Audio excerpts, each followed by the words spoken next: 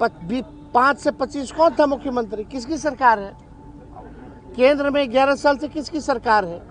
इस पे कुछ नहीं उन्होंने बोला। हम जानना चाहते थे कि बिहार सरकार बताए कि जो 11 डॉक्यूमेंट जो मांगे जा रहे हैं, कितने % बिहारियों के पास वो 11 डॉक्यूमेंट है, ये बताना चाहिए था। नहीं तो अपने आप को वो कैसे साबित कर पाएंगे? तो डॉक्यूमेंट का एक खेल तो है। और बोला गया कि निष्पक्ष चल रहा है, अंगूठा नहीं मारा जा रहा। क्या वोटरों का साइन बीएलओ नहीं कर रहा? एक जगह बैठ करके हजारों लाखों फॉर्म भरे जा रहे हैं, किसी और का साइन किया जा रहा है, अंगूठा मारा जा रहा है, अपलोड किया जा रहा है। कई वीडियोस हम लोगों ने देख लिए, उदाहरण है, जलेबियां खा रहे हैं लोग, फेंक रहे हैं, कूड़ेदान में फेंक रहे हैं फॉर्म। ये पारदर्शिता है।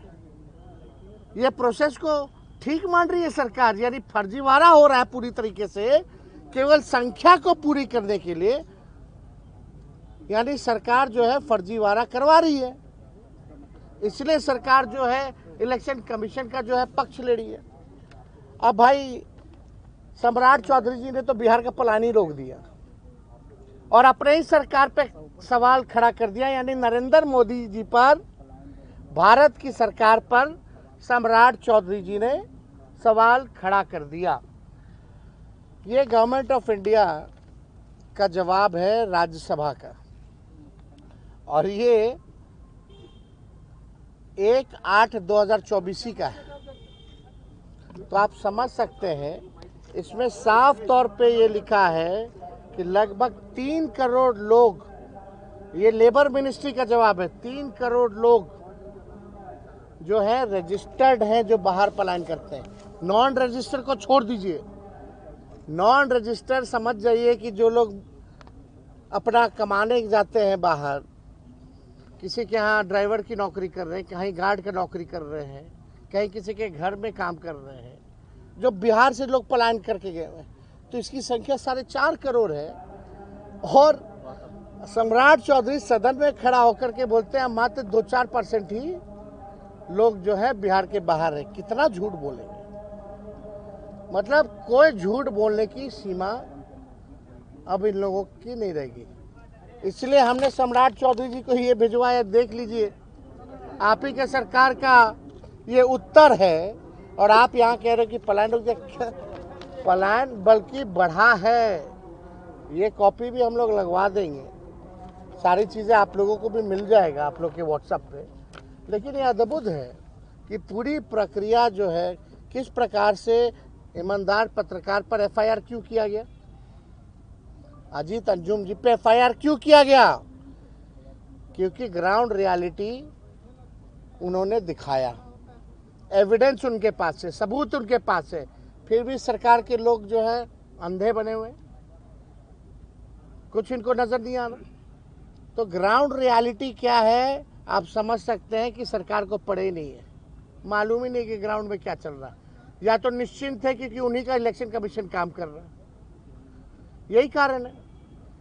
कोई उत्तर गोल गोल जलेबी छानना, अरे वो तो हर साल प्रक्रिया चलती है। नाम जोड़ना, घटाना, मृत्यु जिसकी होगी तो हर साल जो प्रक्रिया चलती है। लेकिन जो पुनरीक्षण जो हुआ था हर चुनाव से पहले, और फरवरी में जो लिस्ट आई थी उसके बारे में तो चुप। जब फरवरी में आ गया तो इसकी क्या जरूरत पड़ गई अचानक से? ये तो सवाल उठता है, इसका भी कोई जवाब नहीं, डॉक्यूमेंट को लेकर के भी कोई जवाब नहीं।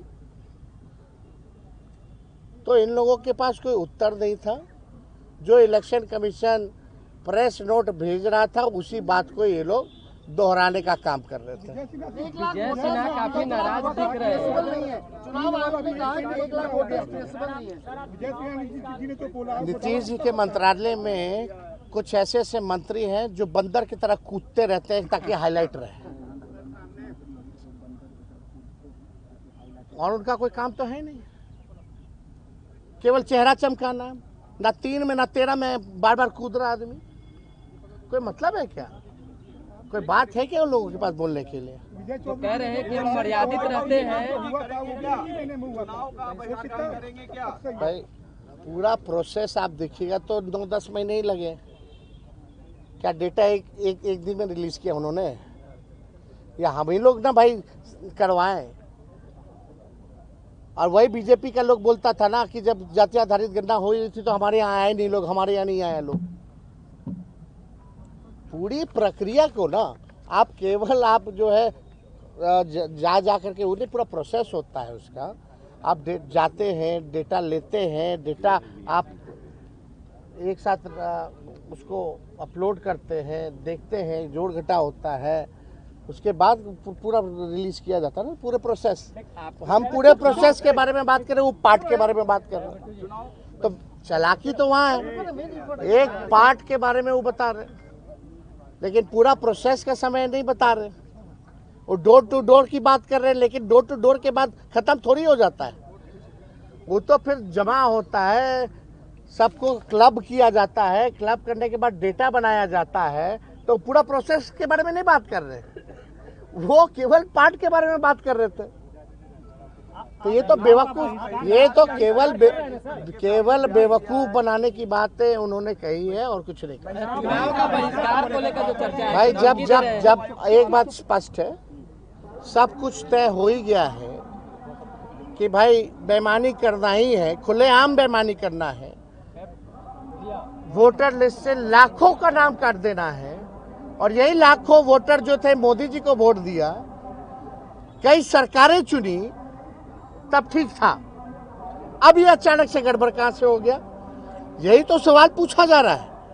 यानी सरकार के लोग आज खुद ही कह रहे थे कि भाई हम फर्जी चुन करके आए हैं और फिर से फर्जी चुन करके आएंगे।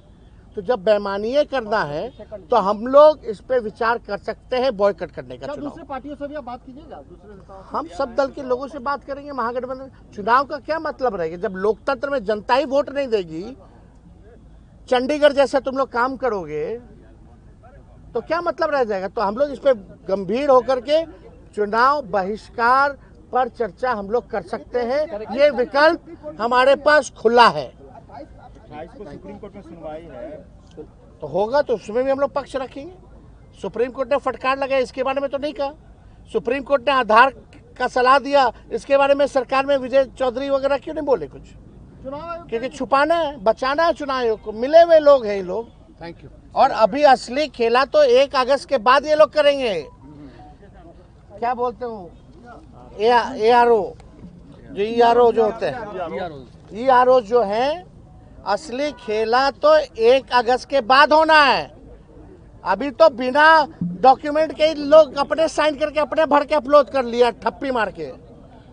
अभी 1 अगस्त के बाद असली चुनाव आयोग खेला खेलने जा रही है। हम लोगों की नजर है और हम लोगों के पास खुला विकल्प है। बेईमानी करना है, लोकतंत्र को तुम खत्म कर रहे हो, जनता का, गरीब का अधिकार छीन रहे हो, उसका अस्तित्व मिटा रहे हो, तो चुनाव का क्या मतलब है? ऐसे एक्सटेंशन दे दीजिए सरकार को।